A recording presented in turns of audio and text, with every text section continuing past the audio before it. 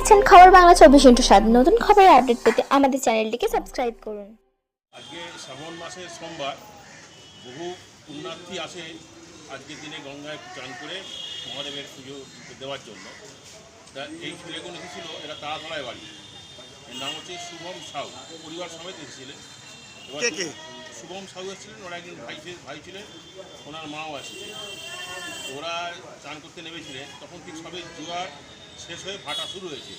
স্বাভাবিক জলটা ছিল অনেক উঁচুতে, তার সিঁড়ি থেকে নামতে চান করতে করতে সিঁড়ি থেকে সম্ভবত সিঁড়িটাতে বাস্কেট করে ওর হাইটের বেশি জলে চলে গেছে এবং সাঁতার জানতো না ছেলেটা, যার পরে ডুবে গেছে। ওরা প্রথমে নিজেরা খোঁজাখুঁজি করেছে, তারপরে না পেয়ে ওরা ওই ওখানকার জলসাথী বলে যা সরকারি লোক থাকে তাদেরকে খবর দিয়ে তারা উদ্ধার করতে দেহটা করে বদল হাসপাতালে আনা হয়েছে এবং এখানে মৃত বলে ঘোষণা করা হয়েছে। আনুমানিক দুই দিনে এটাকে মাইক প্রচার করতে হবে। এই শ্রাবণ মাসে যে ভিড় হয় সেটা আমাদের কালীবাড়ির পক্ষ থেকে করবার জন্য আমরা হবো। আমি কালীবাড়ি আজকে কি কোনো জলের কোনো টান ছিল না, জলে সবে ভাটা থেকে জোয়ার থেকে ভাটা হয়েছে। জল নর্মাল ছিল, কিন্তু যেহেতু জলটা বেশি ছিল আর সবে ভাটা হয়েছে।